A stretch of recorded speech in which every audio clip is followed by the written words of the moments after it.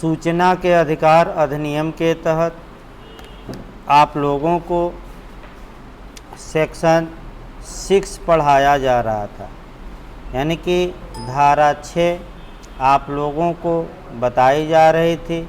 धारा 6 में आपका सूचना अभिप्राप्त करने के ढंग पूछ सकता है, ढंग का उल्लेख किया गया है या तरीके का उल्लेख किया गया है या मेथड का उल्लेख किया गया है।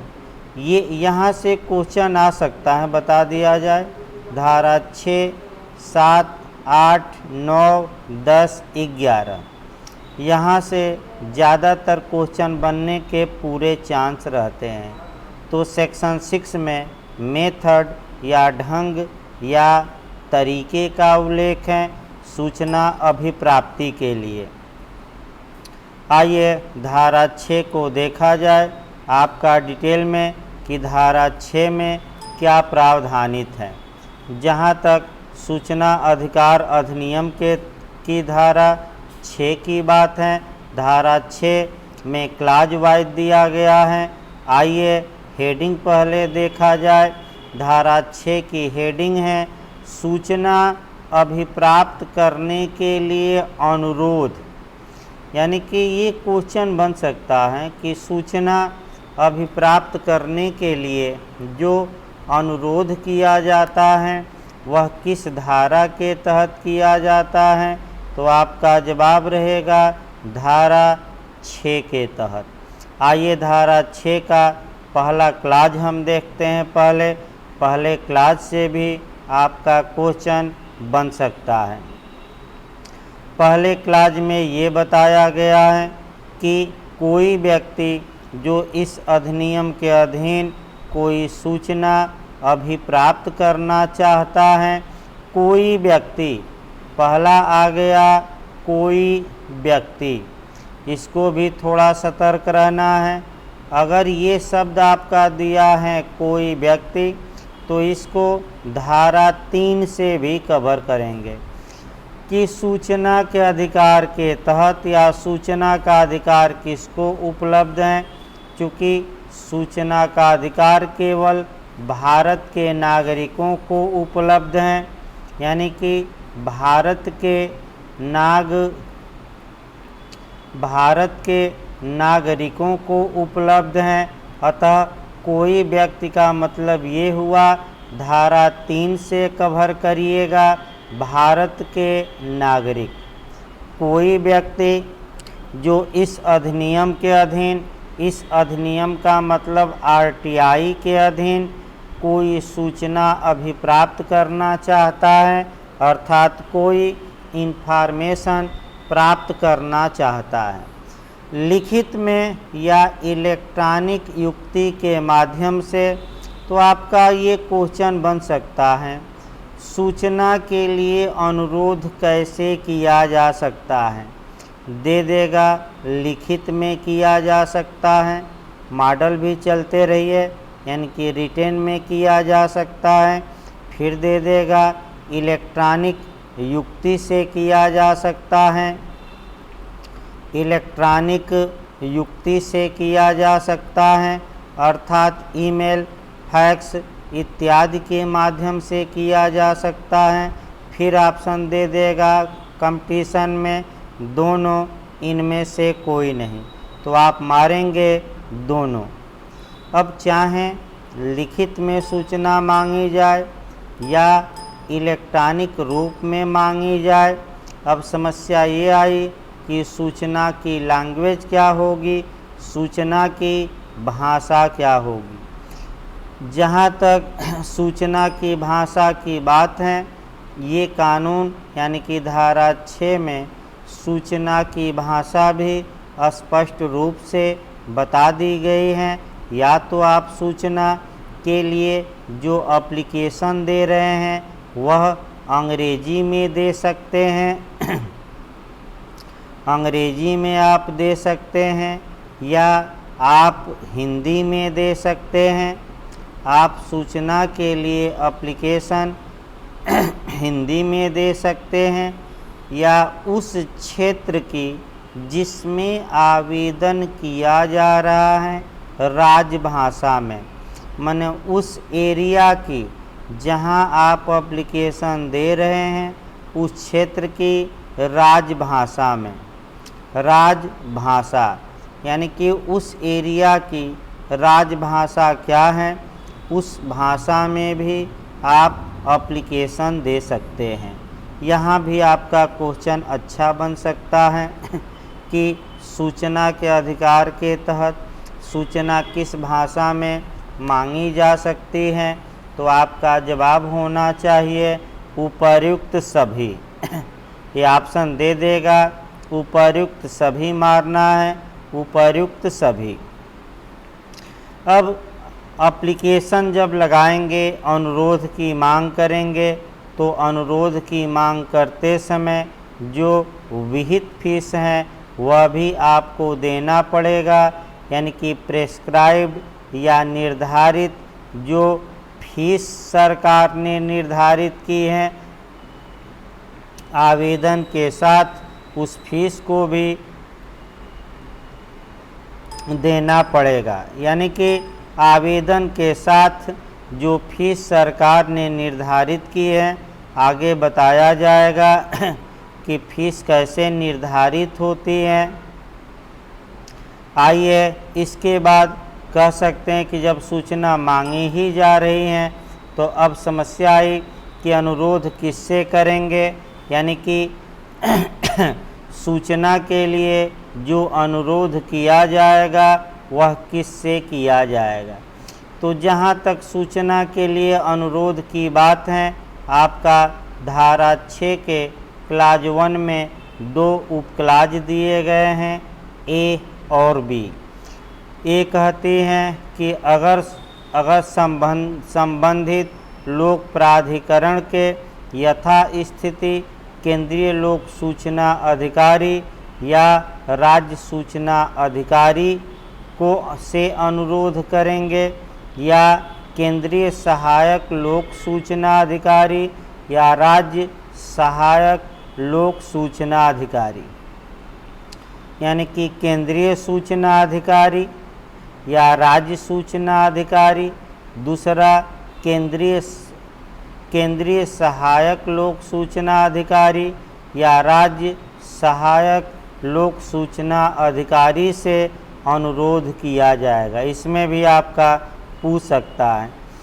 इसके बाद ये है कि अनुरोध किया जाएगा अगर कोई व्यक्ति मौखिक अनुरोध करता है तो क्या परिणाम होगा।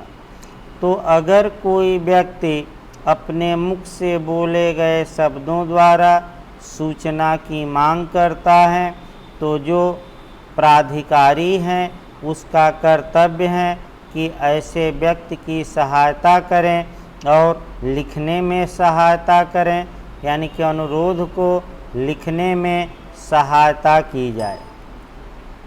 इसके बाद आइए धारा 6 के क्लाज 1 में क्या क्वेश्चन बन सकता है, क्या नहीं बन सकता, ये आपको बताया गया।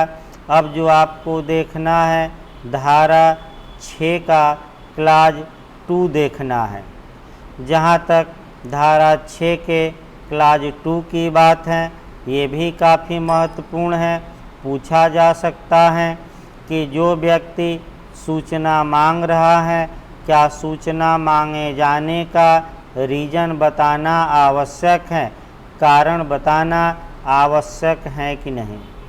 तो यहाँ से भी क्वेश्चन बन सकता है, क्या सूचना मांगे जाने का कारण बताना आवश्यक है, तो रीज़न बताना आवश्यक नहीं है। अर्थात क्यों आप सूचना मांग रहे हैं इसका कारण बताने की कोई आवश्यकता नहीं है। ये क्लाज 2 में स्पष्ट रूप से बता दिया गया है। अब ये आया कह सकते हैं कि क्लाज 3, धारा 6 का क्लाज 3 भी महत्वपूर्ण है। जिस प्राधिकारी से सूचना मांगी गई है, अगर उस प्राधिकारी को लगता है कि ये गलती से हमसे सूचना मांग लिया है और ये सूचना तो किसी अन्य प्राधिकारी के पास है, यानी कि अन्य प्राधिकारी के पास सूचना है, तो जिस प्राधिकारी से सूचना मांगी गई है वह दूसरे प्राधिकारी को उस अनुरोध को अंतरित कर देगा। यहाँ से एक क्वेश्चन बन सकता है कि कितने दिनों में ऐसा अनुरोध अंतरित किया जाएगा, यथाशीघ्र किया जाएगा, लेकिन हर हाल में 5 दिनों के अंदर। ये भी याद रखिएगा, समय पूछा जा सकता है कितने दिनों के अंदर, 5 दिनों के अंदर। एक उदाहरण इस पर देखिए, ए ने सूचना मांगी बी प्राधिकारी से, यानी कि ए ने सूचना मांगी बी से, बी ने ये देखा कि ये सूचना तो सी से संबंधित है, सी के पास है, तो ऐसी दशा में बी का कर्तव्य है कि वह ए के एप्लीकेशन को अधिकतम 5 दिनों के अंदर सी को ट्रांसफ़र कर दे। इस प्रकार आपका धारा 6 में क्या प्रावधान था ये समाप्त हुआ। जब धारा 6 में आपका कह सकते हैं कि अनुरोध पहुंच ही गया है सूचना के लिए, तो धारा 7 देखिए। धारा 7 से भी कंपटीशन में क्वेश्चन बनने का पूरा चांस रहता है, यानी कि धारा 7 से भी पूरा चांस रहता है क्वेश्चन बनने का। सेक्शन 7 देखिए, सेक्शन 7 में क्या बताया गया है। जहाँ तक धारा 7 की बात है, अनुरोध का निपटारा, यानी कि धारा 7 के तहत अनुरोध का निपटारा किया जाता है, यानी कि धारा 6 में सूचना के लिए अनुरोध किया गया, तो अनुरोध पर अब अनुरोध का निपटारा किया जाता है धारा 7 के तहत। इसकी सामान्य बातें पहले जान ली जाए, तब बेयर एक्ट की बातें जानी जाए। देखिए, जब सूचना के अधिकार के तहत किसी प्राधिकारी से इन्फॉर्मेशन मांगी गई है, तो जिस तारीख को उसके पास इन्फॉर्मेशन के लिए अनुरोध पहुंचता है, उसका कर्तव्य है कि वह उस तारीख से 30 दिन के अंदर, यही पूछा जाता है कितने दिन के अंदर, 30 दिन के अंदर या तो सूचना दे दे या सूचना देने से इनकार कर दे। लेकिन यदि सूचना ऐसी है जो किसी व्यक्ति के प्राण यानी कि जीवन और स्वतंत्रता से संबंधित हैं, लाइफ और लिबर्टी से संबंधित हैं, तो अनुरोध के 48 घंटे के अंदर सूचना दिए जाने का प्रावधान किया गया है। इसको अच्छे से तैयार रखिएगा। सामान्यतः सूचना कितने दिनों में दी जाएगी? 30 दिन में। लेकिन अगर सूचना ऐसी है जो किसी व्यक्ति के जीवन और स्वतंत्रता से संबंधित है, तो ऐसी दशा में जो सूचना दी जाएगी वह कह सकते हैं 48 आवर में ही दी जाएगी। लेकिन ये तो सामान्य बातें बताई गई, लेकिन आपका कह सकते हैं अब धारा 7 को एक एक पॉइंटों को लेते हुए क्वेश्चन का मॉडल बताते हुए डिटेल में चलना है। आइए धारा 7 देखा जाए। धारा 7 बताते हैं अनुरोध का निपटारा।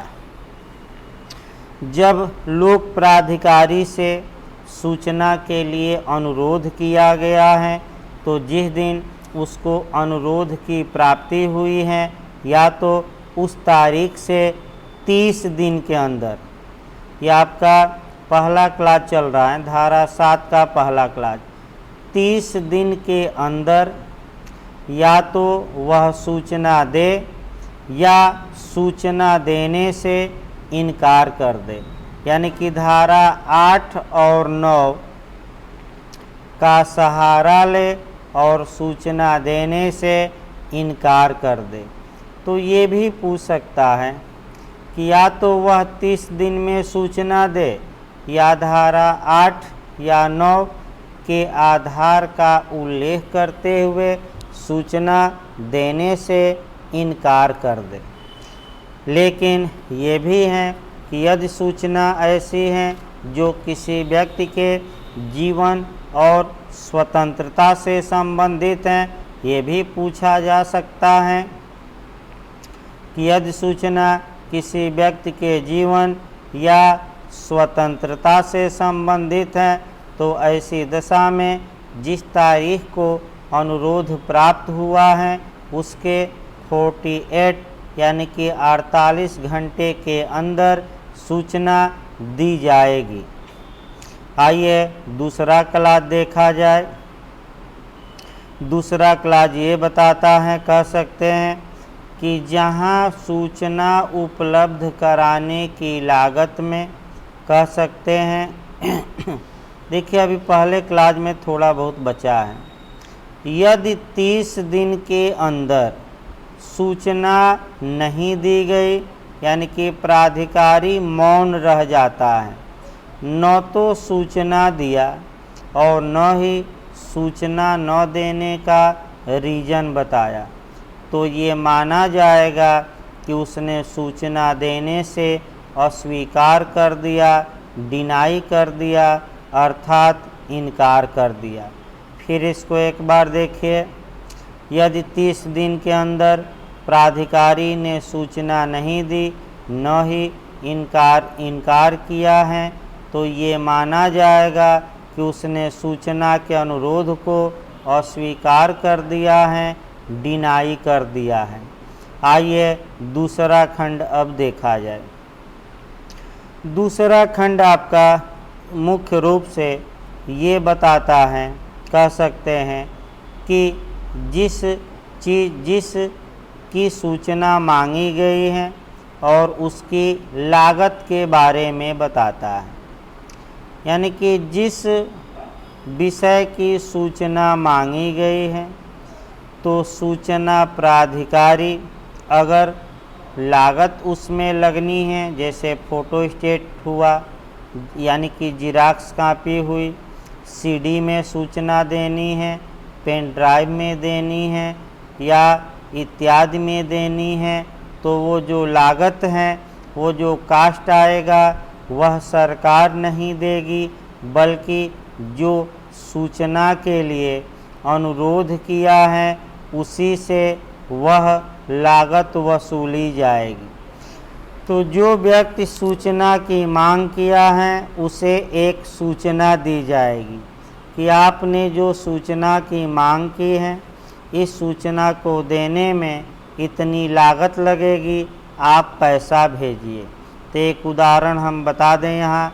1 जनवरी को सूचना मांगी गई, एप्लीकेशन पहुँच गया। फिर 10 जनवरी को कह सकते हैं अधिकारी ने ये कहा कि 100 रुपया लगेंगे, आप 100 रुपया लागत भेजिए, तब हम सूचना भेजेंगे। 100 रुपया अनुरोध करने वाले ने भेजा, लेकिन भेजते भेजते 20 जनवरी हो गई। तो जो ये 10 दिन का समय लगा, यानी कि आपका कह सकते हैं 1 जनवरी से 10 जनवरी ये 10 दिन रहा, और पैसा देने में लागत के लिए जो एप्लीकेशन उधर से भेजा गया, इधर से लागत भेजी गई, उसमें 10 दिन लगा है। तो जो ये 30 दिन समय दिया गया है, ये जो समय लगा है ये अपवर्जित किया जाएगा। अपवर्जित यानी कि ये समय निकाला जाएगा, अर्थात 1 तारीख से 10 तारीख तक 10 दिन हो गया, और 10 से जो 20 का 10 दिन है इसको 0 कर दिया जाएगा। अब 11वां दिन गिना जाएगा 21 जनवरी से। यानी कि ये 30 दिनों की गणना करने में जो ये लागत का मैटर है, जितना समय पैसा वैसा सूचना देने में लगा है पैसे का इत्यादि भेजने में, वह अपवर्जित किया जाएगा, यानी कि उसे कह सकते हैं कि हटा दिया जाएगा, उसे माइनस किया जाएगा 30 दिनों की गणना करने में यानी कि 30 दिनों की गणना करने में उसे कह सकते हैं कि घटा दिया जाएगा या अपवर्जित कर दिया जाएगा। आइए क्लास 3 हो गया, तो क्लास 3 के बाद देखा जाए क्लास 4। जहाँ तक क्लास 4 की बात है, क्लास 4 ये बताता है कि जो व्यक्ति अगर सूचना की मांग किया है वह संवेदनात्मक रूप से निशक्त हैं, यानी कि वह अशक्त हैं, निर्योग्य हैं, या कह सकते हैं शारीरिक या मानसिक रूप से अयोग्य हैं, तो ऐसी दशा में सूचना अधिकारी उसे सूचना देने के लिए पूरा उपाय करेगा। 4 उतना महत्वपूर्ण नहीं है। आपका क्लास 5 देखा जाए, धारा 7 का क्लास 5 बताता है कि जहां सूचना मुद्रित है या इलेक्ट्रॉनिक रूप में है तो वहां जो विहित फीस होगी उसको देने के बाद ही सूचना उपलब्ध कराई जाएगी। देखिए बार बार विहित फीस आ रही हैं, एक बार आपको विहित फीस बता दिया जाए। विहित माने प्रेस्क्राइब माने सरकार जो नियम बनाती है कितना फीस ली जाएगी। तो सामान्यतः आपका 10 रुपया है, 10 रुपया कह सकते हैं कि आप आवेदन अनुरोध करिए तो 10 रुपया या की फीस दीजिए। लेकिन अब ये समस्या आई कि जो सूचना आपने मांगा है अगर उसको फ़ोटो स्टेट कराने में या इत्यादि इलेक्ट्रॉनिक रूप में कन्वर्ट करने में अगर लागत अधिक लगेगी तो आपसे वह फीस भी वसूली जाएगी। यानी कि अभी आपका BHU का मामला आया था जहां कि एक व्यक्ति सूचना के अधिकार के तहत सूचना के लिए अनुरोध किया था और सूचना अधिकारी ने उससे 3 करोड़ रुपए की मांग की कि 3 करोड़ रुपया भेजिए, क्योंकि सूचना देने में यानी कि जो दस्तावेज है उसका जिराक्स कराने में 3 करोड़ रुपया लगेगा।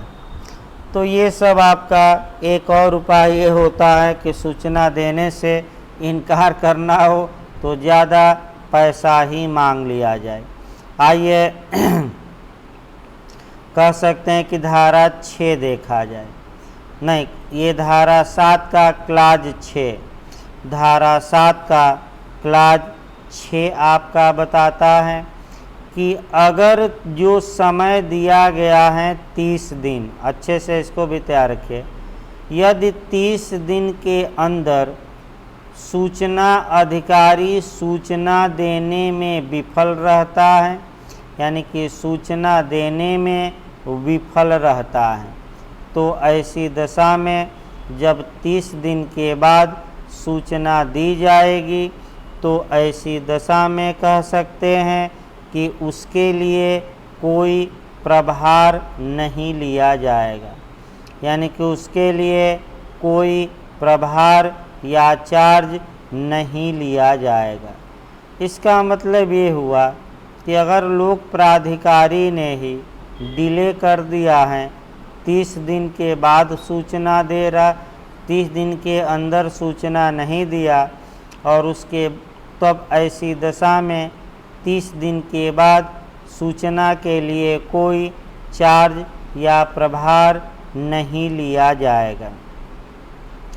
आपका खंड 5 में एक बात महत्वपूर्ण छूट गई थी, आपका वो भी देखना है कि जो नागरिक गरीबी रेखा से नीचे हैं, जो नागरिक गरीबी रेखा से नीचे हैं गरीबी रेखा से नीचे हैं।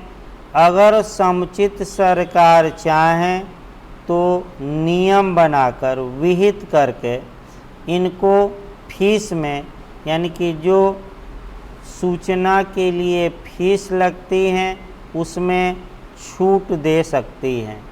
तो ये भी क्वेश्चन बन सकता है कि किसको समुचित सरकार छूट दे सकती हैं, यानी कि एप्रोप्रिएट गवर्नमेंट छूट दे सकती हैं कि फीस नहीं ली जाएगी।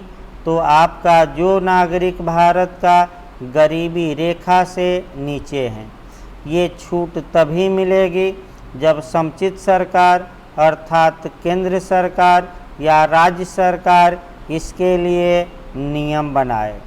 यदि केंद्र या राज्य सरकार ने इसके लिए नियम नहीं बनाया है तो यहाँ कोई छूट उपलब्ध नहीं होगी। आइए क्लास 7 देखा जाए आपका। जहाँ तक क्लास 7 की बात है, कह सकते हैं कि क्लास 7 में बस एक लाइन है कि अगर कोई व्यक्ति सूचना मांगा है तो ऐसी दशा में जो सूचना अधिकारी होगा वह थर्ड पर्सन या पर व्यक्ति द्वारा दिए गए आवेदन पर भी विचार करेगा। आइए एक थर्ड पर्सन का आपका उदाहरण देखा जाए। मान लीजिए ए एक व्यक्ति हैं और बी लोक प्राधिकारी हैं। ए ने बी से सूचना मांगी और जिस विषय की सूचना मांगी गई है वह सी से संबंधित है। तो जो लोक प्राधिकारी बी हैं इस पर विचार करेगा कि क्या जो सी से संबंधित सूचना है क्या ए को दी जाए कि नहीं। इसको आगे हम पढ़ाएंगे। धारा 11 बताते समय इसको और अच्छे से हम बताएंगे। यहाँ तो आपका शॉर्टकट में बताया गया। आइए क्लास 8 देखा जाए। जहाँ तक क्लास 8 की बात है, क्लास 8 भी महत्वपूर्ण है। यहाँ से भी क्वेश्चन आपका बन सकता है। क्लास 8 आपका 3 कह सकते हैं बातें बताता है, और ये बातें आपका 3 बातें ये बताता है कि अगर सूचना देने से इनकार किया जाता है, यानी कि अनुरोध को अस्वीकार किया जाता है, तो जो प्राधिकारी अनुरोध को अस्वीकार कर रहा है वह अनुरोध करने वाले को 3 बातें बताएगा। पहला उस कारण को बताएगा जिसका, ये पूछा जा सकता है, अच्छे से इसको तैयार रखिएगा। उस कारण को बताएगा जिस कारण के जिस आधार पर या जिस कारण से सूचना देने से इनकार कर दिया गया है। दूसरा आपका वह समय बताएगा जिस समय के अंदर आप अपील कर सकते हैं, माने उसके इनकारी का आप अपील कर सकते हैं, आपको वह समय भी बताएगा। और सबसे महत्वपूर्ण है अपील प्राधिकारी की विशिष्टियाँ। अपील प्राधिकारी की विशिष्टियाँ बताएगा, यानी कि यदि सूचना देने से डिनाई किया जाता है, इनकार किया जाता है, अस्वीकार किया जाता है, तो जो लोक प्राधिकारी सूचना देने से इनकार करता है, सूचना मांगने वाले को 3 बातें बताना जरूरी है। क्यों इनकार किया गया, हमारे इनकार के विरुद्ध आप कितने समय के अंदर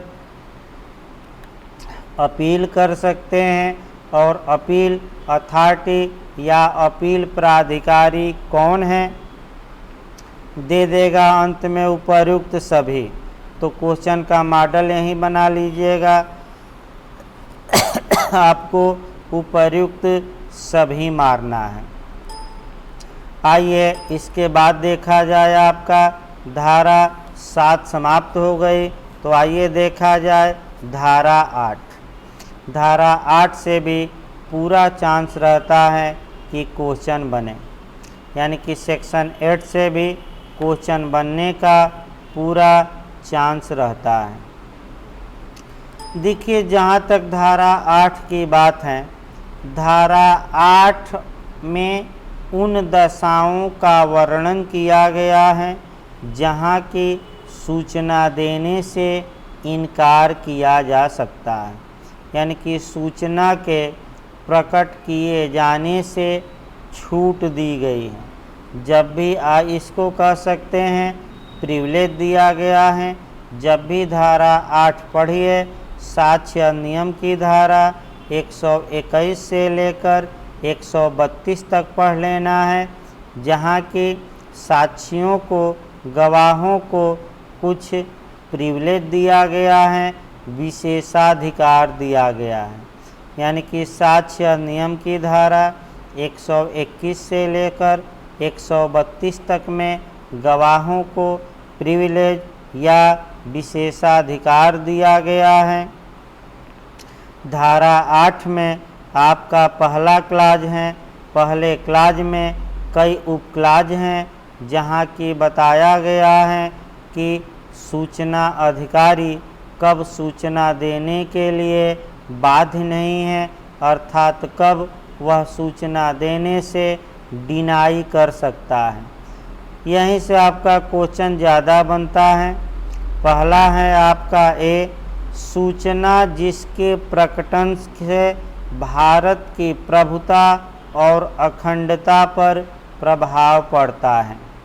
यानी कि भारत की प्रभुता, प्रभुता यानी कि संप्रभुता, यानी कि भारत की संप्रभुता पर और अखंडता पर अगर प्रभाव पड़ता है तो सूचना अधिकारी सूचना देने से डिनाई कर देगा। दूसरा, राज्य की सुरक्षा, अभी ए में ही चल रहा है। अगर सूचना देने से राज्य की सुरक्षा ही संकट में पड़ जाए तो सूचना अधिकारी सूचना देने से इनकार कर सकता है। जैसे इस समय चीन से तनातनी चल रही है तो कोई नागरिक ये मांग करे कि सरकार बताए कि चीनी बॉर्डर पर कितने सैनिक तैनात हैं, तो सरकार इस सूचना को देने से इनकार कर देगी, क्योंकि ये सूचना राज्य की सुरक्षा से जुड़ा है। अभी आपका राफेल का भी मामला आया। राफेल में सूचना के अधिकार के तहत लोग सूचना मांगते रह गए और सरकार ने कहा कि ये राज्य की सुरक्षा से संबंधित सूचना है और इसे हम देने से इनकार करते हैं। किसी को सूचना सरकार ने नहीं दिया।